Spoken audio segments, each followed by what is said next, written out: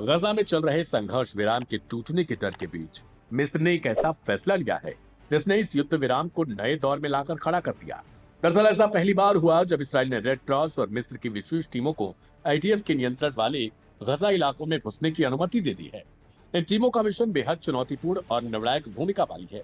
उन बंधकों के शवों को ढूंढना जिनकी मौत कैद के दौरान हुई है।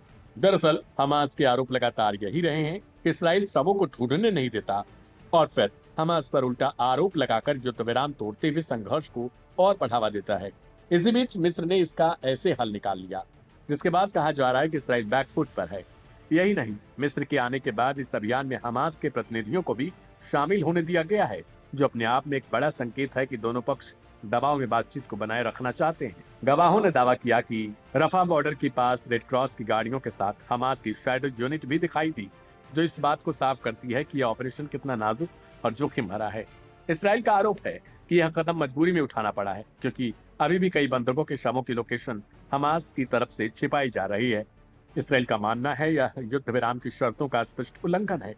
इसराइल के अधिकारियों के आरोपों के मुताबिक कम से कम 13 बंधकों के शवों के बारे में पूरी जानकारी देते हुए हमास जानबूझकर देरी कर रहा है। जिन परिवारों के प्रियजन अब इस दुनिया में नहीं हैं, उन्हें बताया गया कि कुछ शव अब भी गहरे सुरंगों या मलबे के ढेरों में पड़े हैं।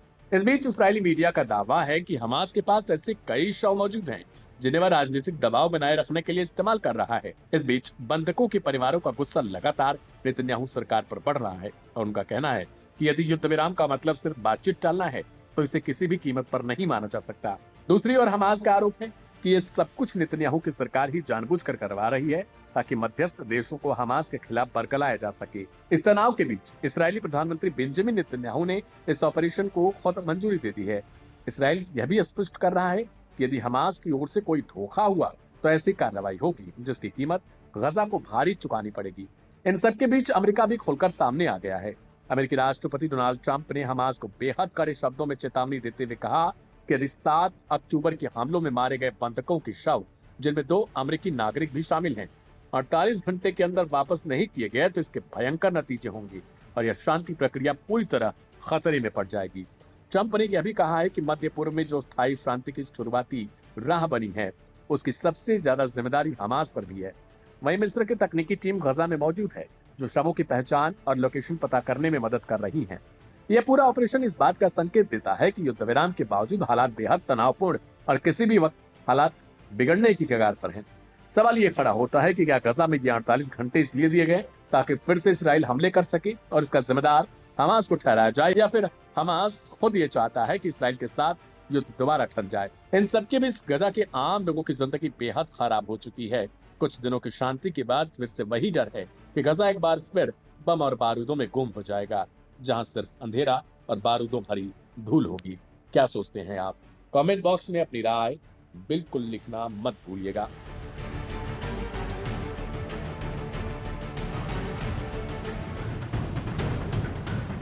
गाजा पट्टी के पुनर्निर्माण को लेकर खाड़ी के 3 बड़े देश सऊदी अरब, संयुक्त अरब अमीरात और कतर इस वक्त आमने सामने खड़े हैं।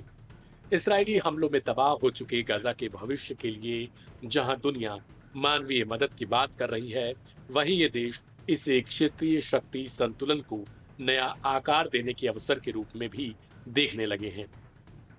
सऊदी अरब और यूएई ने साफ कर दिया है कि गजा में पुनर्निर्माण तभी शुरू होगा जब हमास अपने सभी हथियारों का सरेंडर कर दे और उसकी जगह कोई वैध प्रशासन आए। उनकी दलील है कि जिस जगह पर कभी भी नया संघर्ष फूट सकता है वहां अरबों डॉलर झोंकना समझदारी नहीं है। इसके अलावा इन दोनों देशों में आम जनता के बीच भी हमास को लेकर कथित तौर पर नाराजगी बढ़ गई है। उसे चरमपंथी और अस्थिरता फैलाने वाली ताकत माना जाने लगा है। इसलिए रियाद और अबू धाबी बेहद सतर्क होकर आगे बढ़ रहे हैं। सऊदी अरब ने तो यहां तक कह दिया कि फिलिस्तीनी अथॉरिटी को अधिकार ट्रांसफर किए बिना वे $1 भी नहीं खर्च करने वाले, और यूएई भी तभी निवेश और सुरक्षा बल में शामिल होगा जब फिलिस्तीनी प्रशासन में व्यापक तौर पर सुधार किए जाएं। इसके उलट कतर का रुख बिल्कुल अलग है। कतर के हमास से पुराने और गहरे संबंध रहे हैं। हमास नेताओं का ठिकाना भी दोहा है और गजा को लेकर युद्ध विराम बैठकों की मेजबानी भी कतर करता रहा है। कतर का कहना है कि अगर गजा की बुनियादी संरचना को तुरंत नहीं सुधारा गया तो मानवीय संकट और अस्थिरता और गहरी होगी। कतर खुद को मध्यस्थ और गजा के लोगों का सबसे भरोसेमंद सहारा मानता है। यही वजह है कि अमेरिका भी कतर को एक जरूरी पुल की तरह देखता है। डोनाल्ड ट्रंप भी मानते हैं कि मानवीय सहायता और सीज फायर प्रयासों में कतर की भूमिका बेहद अहम रही है। इसराइल भी अपने मतभेदों के बावजूद दोहा की भागीदारी को पूरी तरह नकार नहीं पा रहा, लेकिन उसका लक्ष्य यह है कि गजा पुनर्निर्माण की मुख्य जिम्मेदारी सऊदी अरब और यूएई के हाथों में जाए, न कि हमास की छाया वाले किसी ढांचे में। इन सब के बीच सवाल यह भी है कि क्या गजा के लोगों को राहत मिल पाएगी या खाड़ी देशों की यह खींचतान और ज्यादा समय खा जाएगी। शर्म अल शेख सम्मेलन में सऊदी और यूएई का शामिल न होना यह संकेत देता है कि मतभेद काफी गहरे हो चुके हैं। गजा के 20 लाख से ज्यादा लोग बेघर, भूख और भय के बीच जिंदगी काटने को मजबूर हैं। अस्पताल, स्कूल, पानी और बिजली जैसी बुनियादी जरूरतें खंडहरों में तब्दील हैं। एक और हमास के हथियारों का मुद्दा है, दूसरी ओर वहां की जनता की सांसें अटकी हैं। अगर जल्द कोई बीच का रास्ता नहीं निकला तो यह विवाद गाजा की तबाही को और लंबा कर देगा।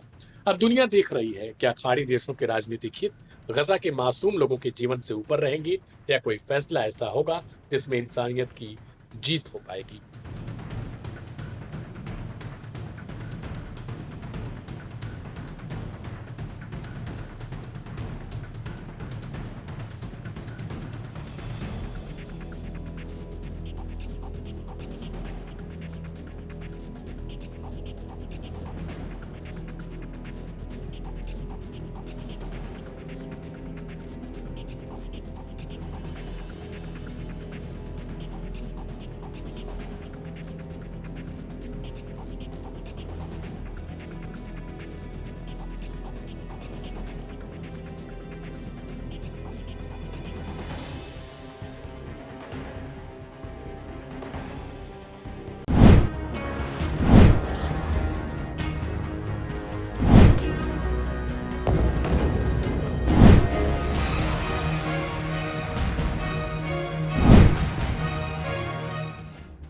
गजा एक ऐसा इलाका जहां शांति हर बार बस कुछ पल की मेहमान बनकर आती है। शनिवार को इस युद्ध विराम पर फिर मिसाइलों का साया छा गया। इजरायली सेना ने दावा किया कि उसने मध्य गजा में एक बेहद सटीक हवाई हमला किया है। निशाने पर था इस्लामिक जिहाद का वह सदस्य जिसे इजराइल अपनी सेना पर एक बड़े हमले की साजिश करते हुए बता रहा है।